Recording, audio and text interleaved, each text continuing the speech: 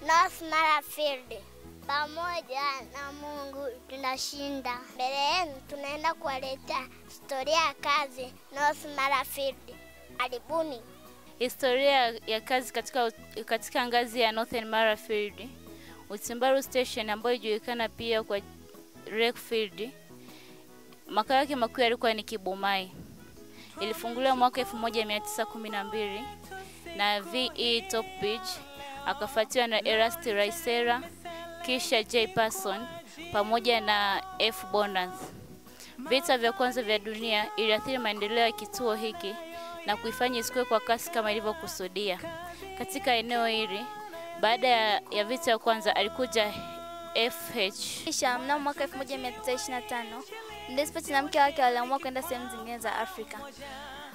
Muda ulipopita, Mdespatch na mke wake waliamua kurudi na kuwa mkurugenzi wa kituo hicho mpaka kifo kilipomkuta mnamo mwaka 1960.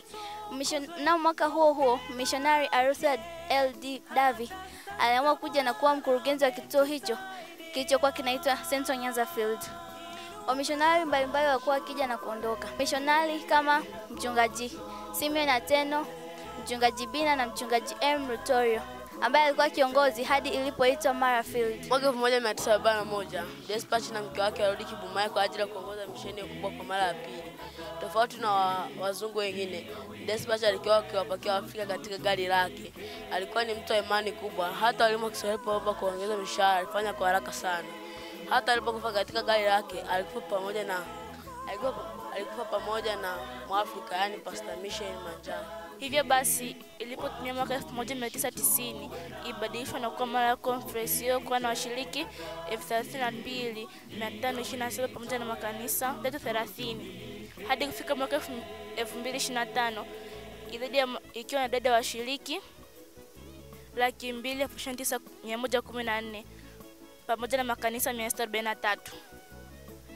Mara Conference imeendelea na kuza field mpya inayomiliki maeneo ya kiserikali mahali ambayo ni Tarime, Roya na Serengeti, ambayo ina mita 47 pamoja na makanisa 330, ikiwa na uchungaji 47 pamoja na shule zinazomilikiwa na kanisa 3, shule zinazomilikiwa pamoja na kusajiliwa 3 pamoja na vituo vya kiafya 2. Historia fupi kuhusu maendeleo ya field.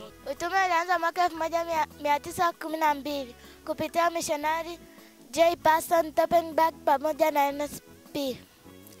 Missionary wa kwanza alianzisha shule itayo Kibumai ambaye alikuwa anaitwa F. Bonath. F. Bonath pamoja na mke wake walijifunza lugha ya Kikuria kupitia msaidizi wao Mwita Makira. Mtemi huyu aliongoza mahubiri ya Injili kufanyika na matokeo ya watu 10 kubatizwa. Ubatizo uliongozwa na mchungaji Ernest Parson.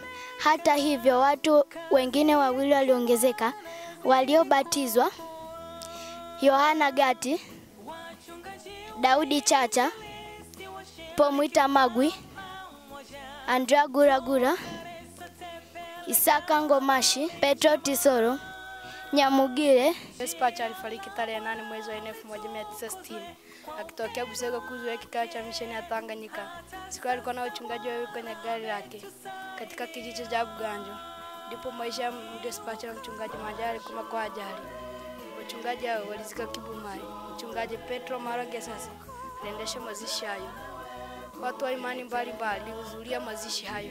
Hata hivyo, baada ya kifo cha Mdespatch, mwenyekiti wa kwanza aliyekuwa anaitwa Arthur L.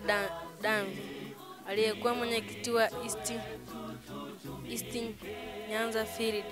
Katika kipindi hiki ulikuwa na mitaa 12 ambayo ni Timbaru, Bwiregi, Nyabasi, Nyamongo, Shirati, Utegi, Kamageti, Butuli, Musoma, Bunda, Mgumu na Ikizu. Wamishonari wa kwanza wa Kiadventista kuingia mkoa wa Mara ni Ernest Iselas na Abraham C. Enns waliofika zoni ya Shirati wakati wa wilaya ya Kijerumani wakati huo. Mnamo Juni 1, 1909 walikuta eneo hilo likiwa chini ya karantini kutokana na ugonjwa wa homa ya mbungo, iliyopelekea kesho yake kuondoka kuelekea maeneo mengine kama vile Nyabange hadi Busegwe.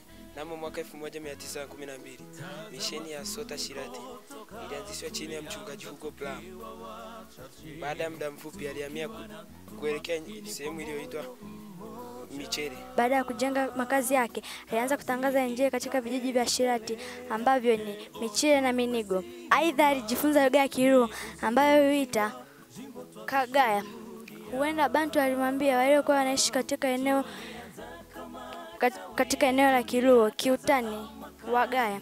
Baada ya kifo chake alipata wafuasi wawili ambao ni Petro Giro na Barnaba Gundu ambao walifanya kazi nyumbani kwake. Abbas Gungu alitumwa na waumini kwenda Kenya aweze kwenda kusoma na kuandika ili aje afundishe waumini. Alipoenda ile sehemu haikubaki wazi, ilibaki na Mark Juma aliingia ile sehemu. Alipofika huko Mara alienda Sirari.